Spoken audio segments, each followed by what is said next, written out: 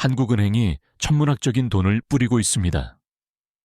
그런데 이상하게도 여러분이 내야 할 이자는 계속 오르기만 하죠. 상식적으로 돈이 풀리면 금리는 내려가야 맞지만 지금 대한민국 금융시장은 정반대의 길을 걷고 있습니다.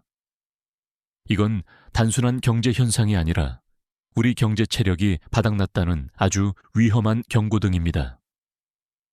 여러분의 소중한 아파트와 노후 자금이 한순간에 휴지 조각이 될 수도 있는 이 위기의 본질을 지금부터 날카롭게 분석해 보겠습니다. 만약 지금 이 흐름을 읽지 못한다면 여러분은 앉은 자리에서 가장 소중한 것들을 잃게 될 것입니다. 지금 우리 주변을 둘러보십시오. 망해야 할 사업장들이 좀비처럼 버티고 있습니다. 한국은행이 천문학적인 돈을 쏟아부어 이들에게 강제로 산소호흡기를 붙여놓은 결과인데 우리는 이것을 에버그리닝 효과라고 부르지만 실제로는 썩어 문드러진 환부를 가리기에 급급한 눈속임에 불과합니다. 이게 왜 여러분의 삶을 위협하는지 아십니까? 부실한 건설사와 시행사들이 짊어진 빚은 사라지지 않습니다. 오히려 한국은행이 뿌린 돈을 이 좀비들이 가장 먼저 빨아들이면서 정작 돈이 필요한 생산적인 곳으로 흘러가야 할 자금의 길목을 가로막고 있으며 그 결과로 시중의 금리는 기형적으로 치솟게 되는 것입니다. 특히 올해 3분기 지표를 보면 상황은 더욱 처참합니다. 중견 건설사들의 PF 대출 잔액이 레드라인을 넘어섰다는 경고음이 사방에서 들리고 있는데도 정부와 한국은행은 여전히 이들을 시장에서 퇴출시키지 않고 있습니다. 정상적인 경제라면 이미 구조조정이 끝났어야 할 시점임에도 불구하고 억지로 대출 만기를 연장해주며 부실의 덩치만 키우고 있는 셈입니다. 여러분은 이런 의문이 드실 겁니다. 왜 이토록 무리하게 좀비들을 살려두는 것일까요? 그것은 바로 누군가 책임을 지기 싫어하기 때문이며 지금 당장의 파국을 막기 위해 여러분이 미래에 누려야 할 경제적 풍요를 담보로 위험한 도박을 벌이고 있는 것입니다. 이런 도덕적 해이는 결국 시장의 신뢰를 무너뜨립니다. 채권 시장에서는 이미 한국의 기업 부채를 심각한 위험 신호로 받아들이기 시작했습니다.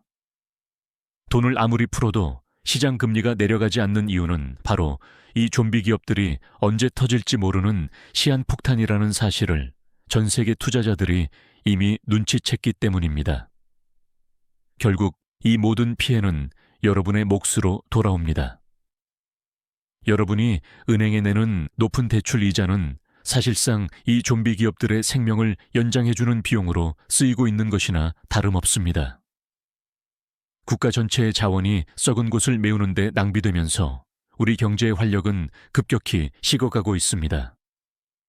지금이라도 이 고리를 끊어내지 못한다면 우리는 더 큰 대가를 치러야 할 것입니다. 이미 상처는 깊어질 대로 깊어졌고 이제는 연고를 바르는 수준으로는 해결할 수 없는 지경에 이르렀습니다. 그런데 우리가 왜 이런 지독한 수렁에 빠지게 되었는지 그 기원을 찾아가 보면 아주 당혹스러운 과거와 마주하게 됩니다. 도대체 우리는 어디서부터 단추를 잘못 끼웠던 것일까요? 시간을 잠시 4년 전으로 되돌려 한국 경제의 판도를 바꾼 결정적인 사건을 파헤쳐 봐야겠습니다. 우리가 지금 마주한 이 고통스러운 금리의 진실은 사실 2022년에 이미 예견된 일이었습니다. 그때 전 세계는 미국을 필두로 강력한 긴축 정책을 펴며 거품을 걷어내고 있었죠. 하지만 대한민국은 정반대의 길을 선택했는데 그것이 바로 지금까지도 회자되는 이른바 둔촌일병 구하기 사건입니다. 다른 나라들이 고통을 감내하며 구조조정을 단행할 때 우리는 과연 무엇을 하고 있었을까요? 한국은행은 마치 우리만은 특별하다는 듯 쿨하게 보이고 싶었는지 시장에 막대한 돈을 풀기 시작했습니다. 미국과 유럽이 금리를 올리고 허리띠를 졸라매는 와중에 원화라는 국제통화도 아닌 화폐를 가진 나라가 감히 전 세계 흐름을 역행하며 유동성을 공급하는 도박을 감행한 것입니다. 그 결과는 어땠습니까? 둔촌 주공 아파트 재건축은 화려하게 성공했고 아파트 가격은 폭등하며 마치 위기를 극복한 것처럼 보였습니다. 하지만 이것은 승리가 아니라 대한민국 경제의 골든타임을 발로 걷어차 버린 최악의 악수였다는 사실을 우리는 이제야 뼈저리게 느끼고 있습니다. 그때 정상적인 구조조정을 했더라면 부실의 규모는 지금보다 훨씬 작았을 것입니다.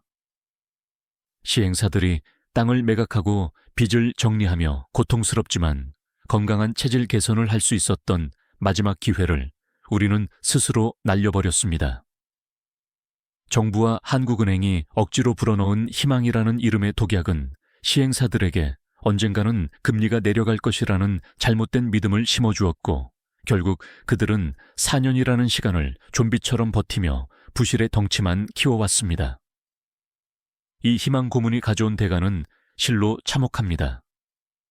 버티면 된다는 잘못된 신호 때문에 시행사들은 갚지도 못할 이자를 내며 깡통 회사로 전락했고 이제는 시장에서 톡 건드리기만 해도 무너질 정도로 위험한 상태가 되었습니다. 만약 그때 적절한 수술을 했더라면 우량한 회사들이 그 땅을 인수해 지금쯤 건실한 건물이 올라갔겠지만 지금 우리 손에 남은 것은 거대한 부실의 잔치뿐입니다. 한국은행이 그때 뿌린 돈은 단순히 아파트 가격만 올린 것이 아닙니다. 강남 집값을 천정부지로 솟구치게 만들었고 우리 경제 전반에 거품을 잔뜩 끼워 넣으며 실질적인 경쟁력을 갉아먹었습니다. 남들 다 다이어트할 때 혼자 폭식을 일삼았던 대가가 지금의 기형적인 금리 상승과 원화 가치 하락으로 돌아오고 있는 셈입니다. 더 큰 문제는 이 과정에서 쌓인 도덕적 해이가 시장의 근간을 흔들고 있다는 점입니다. 위기가 오면 국가가 어떻게든 막아줄 것이라는 안일한 생각이 시장 전체에 퍼졌고 이로 인해 진짜 실력 있는 기업보다는 정부의 줄을 잡고 버티는 좀비들이 득세하는 구조가 고착화되었습니다. 우리는 지금 그 둔촌일병 구하기라는 단기적인 처방이 만들어낸 거대한 독을 온몸으로 받아내고 있는 중입니다. 그런데 여기서 정말 소름 돋는 사실은 한국은행이 아직도 그 습관을 버리지 못했다는 것입니다. 겉으로는 비상조치를 종료한다고 말하면서 뒤로는 누구도 눈치채지 못하게 더 정교하고 은밀한 방법으로 돈을 찍어내고 있습니다. 도대체 그들은 어떤 마법을 부려 시장의 눈을 속이고 있는 것일까요? 이제 우리는 한국은행이 꼭꼭 숨겨온 그들만의 은밀한 기술에 대해 들여다봐야 합니다. 한국은행은 지금 아주 위험한 줄타기를 하고 있습니다. 겉으로는 시장을 안정시킨다고 하지만 속내는 전혀 다릅니다. 이른바 스텔스 양저간화라고 불리는 이 기막힌 수법은 우리 경제의 기초를 송두리째 흔들어 놓고 있습니다. 원래 RP 매입이라는 것은 7일이나 14일 뒤에 다시 갚아야 하는 아주 짧은 임시 대출입니다. 하지만 한국은행은 만기가 돌아올 때마다 다시 돈을 빌려주는 꼼수를 부리며 사실상 영구적으로 돈을 찍어내고 있습니다. 갚아야 할 날짜에 다시 돈을 빌려주는 행위를 무한 반복하니 시중에 풀린 돈은 줄어들기는커녕 홍수처럼 불어날 수밖에 없는 기형적인 구조가 만들어진 것입니다. 더욱 소름 돋는 사실은 이 돈의 파괴력에 있습니다. 전문가들은 이를 고성능 신규 자금, 즉 하이파워드 머니라고 부르는데 시중은행으로 흘러 들어간 이 돈은 신용 창출이라는 과정을 거치며 수십 배로 팽창합니다. 우리나라의 통화 승수를 고려했을 때 한국은행이 장부상으로 찍어낸 수조 원의 자금은 실제 시장에서 최소 80조 원에서 많게는 112조 원에 달하는 어마어마한 유동성 폭탄으로 돌변하게 됩니다. 이것이 과연 정상적인 국가의 중앙은행이 취할 행동이라고 보십니까? 대한민국 원화는 미국 달러나 일본 엔화 같은 기축통화가 결코 아닙니다. 글로벌 시장의 눈에는 한국은행의 이런 행태가 마치 국제통화국이라도 된 양착각하며 스스로 화폐 가치를 갉아먹는 무책임한 도박으로 비칠 뿐입니다. 유사 양저간화라는 비판이 쏟아지는 이유도 바로 여기에 있습니다. 이창용 총재는 선진국 중앙은행이 했던 방식을 고민해야 할 시점이라며 운을 띄웠지만 이는 결국 통화가치 붕괴라는 재앙을 초래할 수 있는 위험한 발상입니다. 아르헨티나나 튀르키예가 왜 무너졌는지 우리는 그 뼈아픈 역사를 절대 잊어서는 안 되며 지금의 행보는 그들의 실패를 그대로 답습하고 있습니다. 돈을 찍어내는 것은 가장 쉬운 해결책처럼 보일 수 있습니다. 하지만 공짜 점심은 없다는 경제의 대원칙은 결코 변하지 않습니다. 지금 당장 시장의 갈증을 해소하기 위해 바닷물을 들이켜는 것과 다름없는 이 행위는 결국 우리 경제의 혈관을 파괴하고 전체 시스템을 마비시킬 것입니다. 한국은행이 국고채 단순 매입이라는 이름으로 시장에 직접 개입하기 시작했다는 것은 상황이 그만큼 절박하다는 증거이기도 합니다. 말장난 같은 용어로 본질을 가리고 있지만 이는 결국 시장의 자정작용을 무시하고 인위적으로 돈의 가치를 조작하겠다는 선언이나 다름없습니다. 시장에 돈이 이렇게 넘쳐나는데 왜 금리는 오히려 미친 듯이 솟구치는 걸까요? 이 상식 밖의 현상 뒤에는 한국은행조차 통제하지 못하는 거대한 공포가 숨어 있습니다. 외국인 투자자들은 이미 무언가 잘못되었다는 것을 직감하고 한국 시장을 떠날 채비를 하고 있습니다. 그들이 국채 시장에서 던지는 매물 속에 담긴 경고는 과연 무엇일까요? 상식의 틀이 완전히 깨져버렸습니다. 한국은행이 돈을 쏟아부으면 당연히 금리가 내려가야 하는 게 시장의 정석이죠. 하지만 최근 우리 금융시장에서 벌어지는 일들은 이 모든 경제 법칙을 비웃기라도 하듯 정반대의 길을 걷고 있습니다. 가장 뼈아픈 수치는 국채금리에서 나타나고 있습니다. 불과 얼마 전까지 2.58% 수준에서 안정세를 보이던 한국의 10년물 국채금리가 순식간에 3.41% 선을 돌파하며 시장을 충격에 빠뜨렸습니다. 돈의 공급을 어마어마하게 늘렸는데도 오히려 돈값인 금리가 미친 듯이 튀어오르는 이 기이한 현상은 우리 금융 시스템 내부의 신뢰가 송두리째 무너졌다는 확실한 증거입니다. 외국인 투자자들의 시선은 냉담하다 못해 공포에 가깝습니다. 그들은 한국은행이 벌이는 은밀한 양적 완화의 본질을 이미 꿰뚫어 보고 있으며 원화 가치가 휴지 조각이 될지도 모른다는 불안감에 한국 채권을 사정없이 내던지고 있습니다. 아무리 한국은행이 당위금리를 억지로 누르려 해도 장기적인 관점에서 대한민국 경제의 미래를 불신하는 글로벌 자본의 거대한 매도 공세를 막아내기에는 역부족인 상황입니다. 이들이 왜 이토록 서둘러 한국을 떠나고 있는 것일까요? 가장 큰 이유는 신뢰의 붕괴와 미래에 대한 불확실성입니다. 미국과 유럽이 인플레이션을 잡기 위해 긴축의 고삐를 쬐고 있는 상황에서 홀로 돈을 찍어내는 한국의 행보를 비정상적인 위기의 전조라고 판단한 것입니다. 원화는 달러가 아니며 우리만의 리그에서 돈을 아무리 많이 찍어낸들 국제시장에서 인정받지 못하면 그저 가치 없는 종이 더미에 불과하다는 냉혹한 현실을 외국인들은 온몸으로 보여주고 있습니다. 결국 시장 금리가 오르는 것은 물가 상승에 대한 공포와 리스크 프리미엄이 반영된 결과입니다.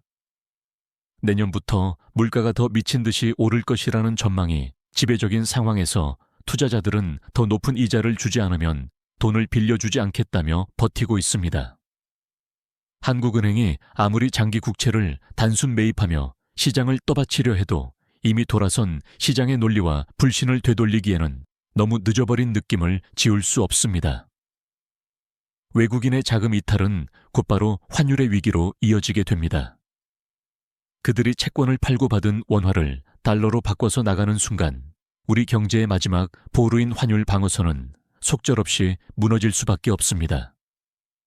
지금 우리가 마주한 이 기형적인 고금리는 단순히 자금이 부족해서 생기는 현상이 아니라 대한민국 경제 전체에 대한 신용 등급이 사실상 강등되고 있다는 아주 무거운 경고장입니다. 여러분의 대출 이자가 줄어들지 않는 근본적인 원인도 바로 여기에 있습니다. 정부와 중앙은행이 시장을 속이려 들수록 시장은 더 거센 반작용으로 우리를 압박하고 있는 셈입니다. 우리는 지금껏 겪어보지 못한 아주 낯설고 위험한 경제적 폭풍우 속으로 걸어 들어가고 있습니다. 이런 상황에서 우리가 주목해야 할 또 다른 나라가 있습니다. 우리보다 먼저 이런 기형적인 통화 정책의 길을 걸어갔던 이웃 나라의 사례를 보면 우리의 미래가 얼마나 더 참혹해질지 짐작할 수 있습니다. 일본은 과연 이 위기를 어떻게 넘겼을까요? 아니면 여전히 그 수렁 속에 빠져 있는 것일까요? 이제 우리는 시야를 넓혀 글로벌 시장의 냉혹한 비교 분석으로 들어가 봐야 합니다. 세상은 생각보다 훨씬 냉정합니다. 한국은행이 아무리 돈을 찍어내도 시장이 인정하지 않으면 그건 그저 숫자에 불과하죠. 우리는 지금 일본이 걸어갔던 그 위험천만한 길을 그대로 따라가고 있는데 일본의 수익률 곡선 통제 정책이 결국 시장의 거센 파도 앞에 어떻게 무릎을 꿇었는지 똑똑히 기억해야 합니다. 일본은 기축통화국이라는 지위를 믿고 수십 년간 무차별적인 돈 풀기를 감행했습니다. 하지만 결과는 어땠습니까? 시장의 신뢰를 잃는 순간 엔화 가치는 속절없이 추락했고 일본 은행조차 감당할 수 없는 금리 상승 압박에 시달려야 했습니다. 하물며 기축통화국도 아닌 대한민국이 이런 위험한 도박을 벌이는 것은 마치 브레이크가 고장난 차를 타고 절벽을 향해 돌진하는 것과 다름없는 무모한 행위입니다. 터키나 아르헨티나의 사례를 보면 더욱 소름이 돋습니다.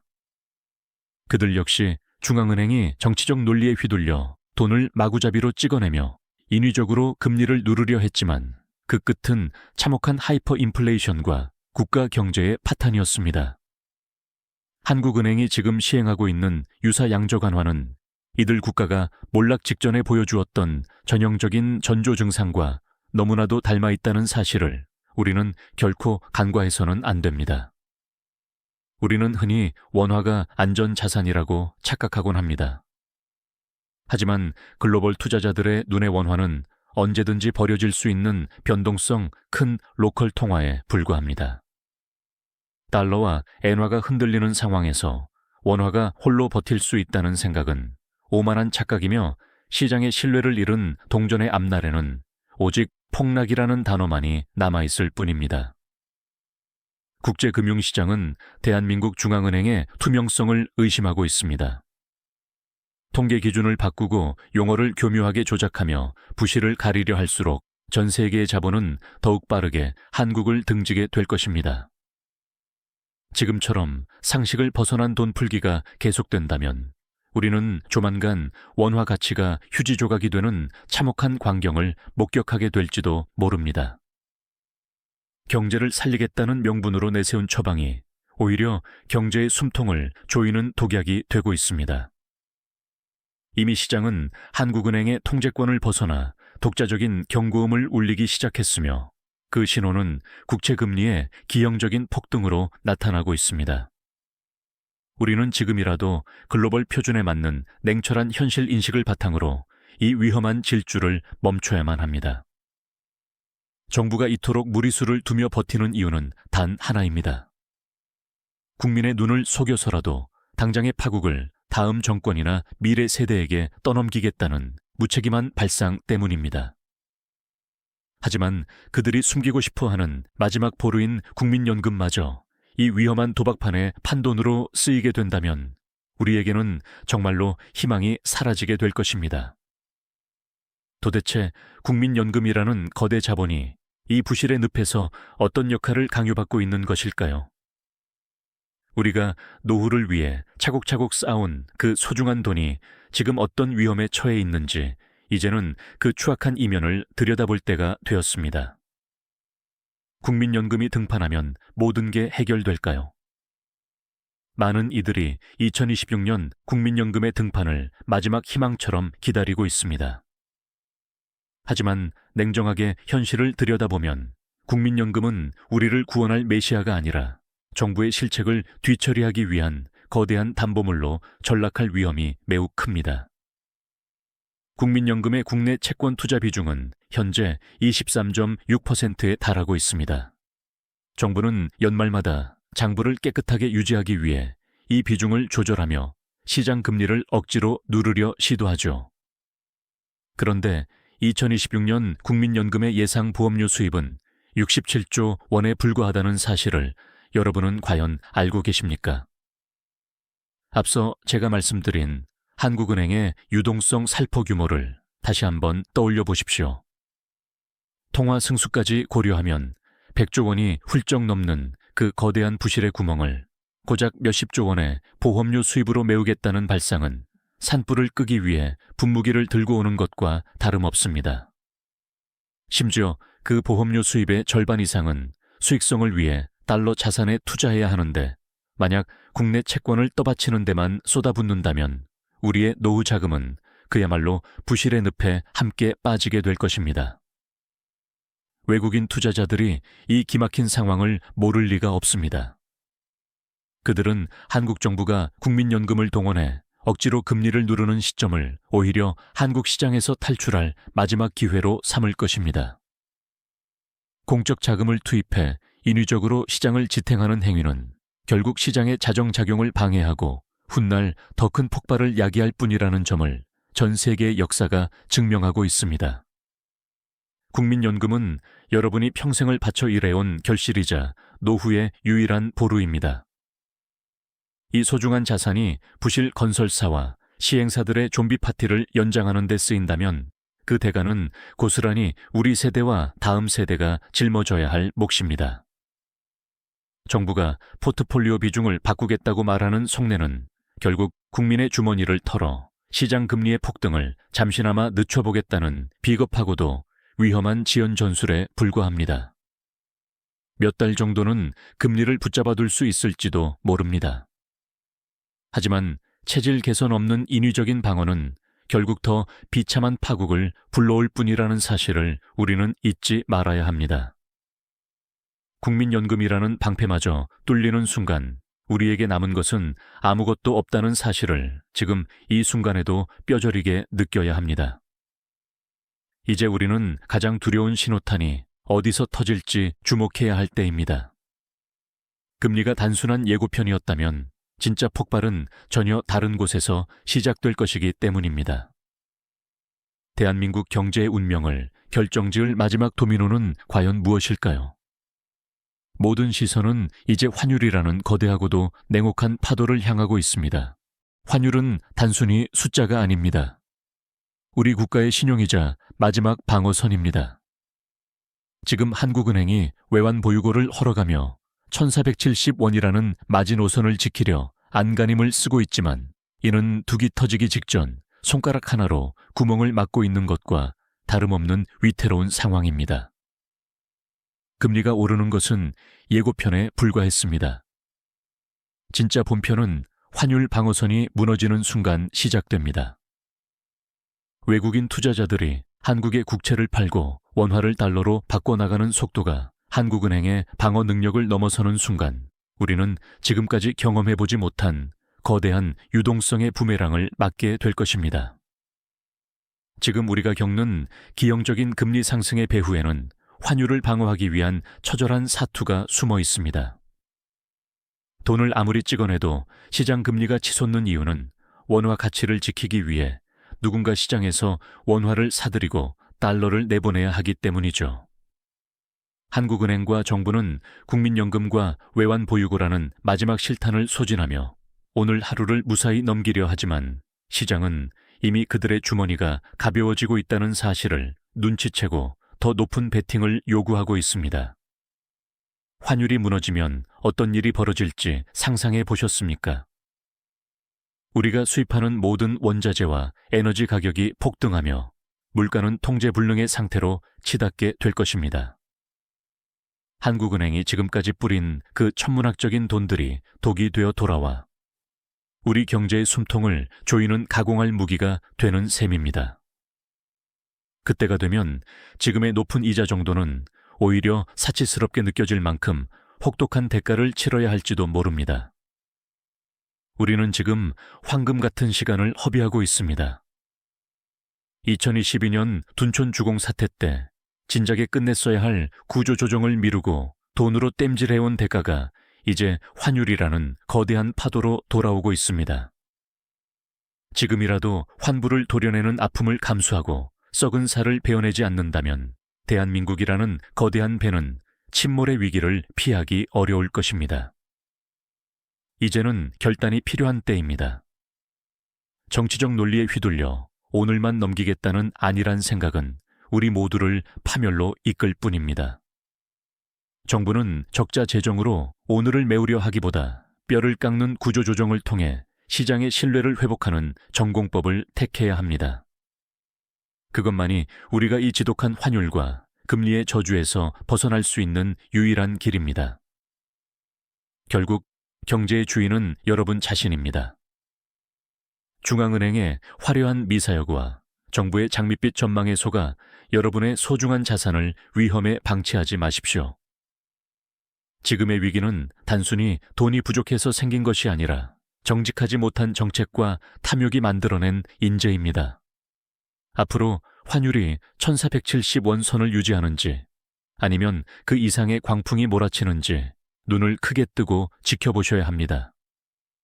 그 숫자가 여러분의 집값과 노후 그리고 우리 아이들의 미래를 결정짓는 가장 정직한 거울이 될 것이기 때문입니다.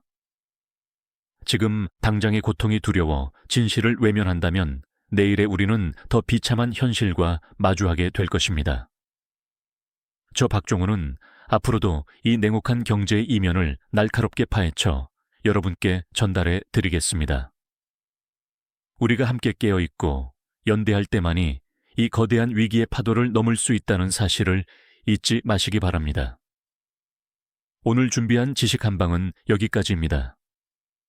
참고로 이 분석은 현재의 시장 데이터와 경제 지표를 바탕으로 한 개인적인 견해이며 최종적인 투자 판단은 여러분 각자의 책임에 신중히 이루어져야 함을 알려드립니다.